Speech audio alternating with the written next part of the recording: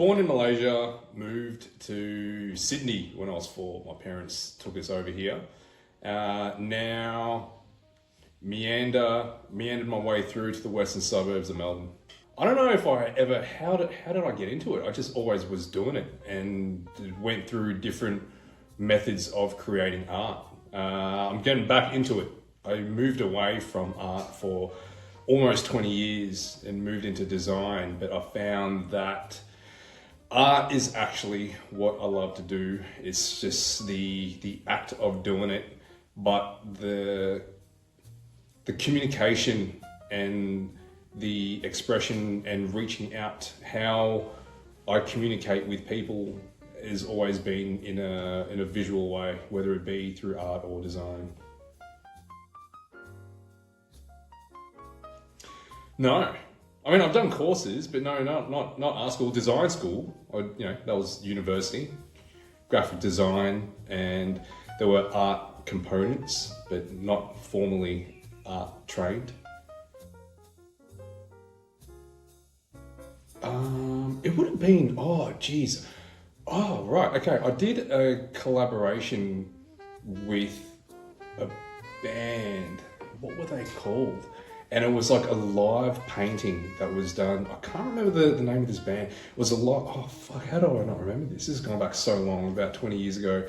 It was a live painting. They were playing at Revs, and I was painting while they were playing. So I was like in the middle of the room.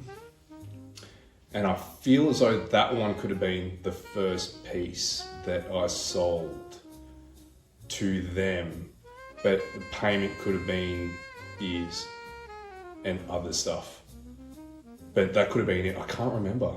I don't think there was one before that where there was an exchange of contra or money.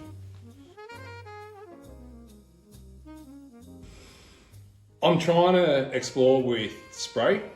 Using a spray gun and trying to find a happy medium. Didn't feel entirely comfortable with spray paint, and airbrush was too delicate, so trying to see what I can find in that space in the middle. It's just something new, seeing how I can create with that. It's the first time. Last week was the first time I had a go, and it felt good. Artwork's finished when it's a step before it's gone too far. So that's usually the place where I'm like, shit. And that's the thing about art, right? There's no undo. So as soon as I feel as though there should have been an undo, then it's definitely time to call that one quits. If I couldn't create art or visual art in any sense, I would like to know just how to sing or play an instrument. I'm so far removed from anything musical that I think that's probably why I wish I could do it.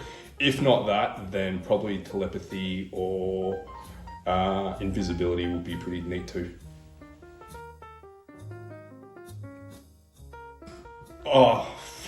Don't be such a dickhead. That'll be the biggest one. You're not as good as you think you are, so be humble and try harder.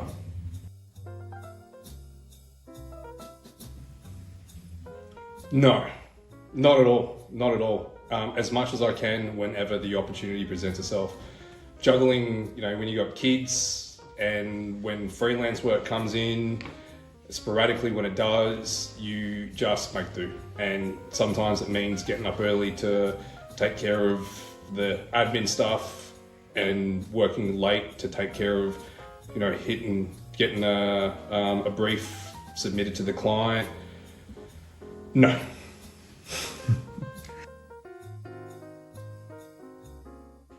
I guess I did once upon a time have particular clients that I wanted to work with, but not anymore. I just feel as though that I don't want to necessarily feel like that there is an end goal, because once I hit that, then what's next? I'm just happy to be doing it, to be doing. Ooh, favorite artist. This is pretty diverse. I take a lot of inspiration from artists, not necessarily their work, but just their approach to it. Basquiat, I think, is great in the sense that he didn't give a fuck. He kind of just did his own thing and was just pushed boundaries.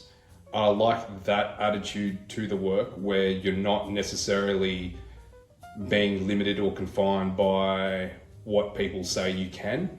Dame was a big one that I followed when I was younger. Reebok, the whole Seventh Letter crew. I think I just liked their technical skills. There's Esteban Oriol as well, a photographer. I liked how he was able to capture the culture that he was in, the subculture that he was in. There's a lot of artists that I take inspiration from, but not so much from the output, but more from just their mindset and how they approach their work. Me.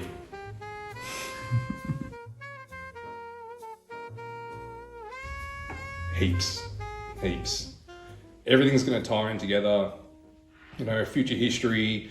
It's now in a stage where there's going to be some massive growth. I like to think it's about to hit adolescence, so there's going to be a puberty, we'll call it now. So it's going to be going through a bit of a growing phase. And the inspiration that I've taken along the way with that is being injected into the art that I'm going to be creating. So there are massive things happening, but it all feels like it's one collective piece that's coming up together. So watch this space. Everything is an experimentation. I have no idea what I'm doing, so I'm just kind of learning along the way. Trying everything wherever I can, pushing boundaries and falling short of marks or overshooting marks. Everything, I'm experimenting with it all, and let's see what sticks. It will have to be Instagram and YouTube. If you want to check out the podcast, then you can find Future History on YouTube, Apple, Spotify. The artwork is up and coming. That's going to be done under House of Wayne, and you're going to see how an artist starts from the bottom with nothing and rise to the top. So keep an eye out for Future History and House of Wayne on Instagram. Hey artist, it's Claire here from the Art Career Academy. If you've been creating for years and you know it's time to go all in on your art career, then Tom and I are here to support you. If you're ready to grow your visibility, build more consistent income, and step fully into life as a professional artist, that's exactly what we help with. Our signature program, Going Pro, is designed for artists who are ready to up-level.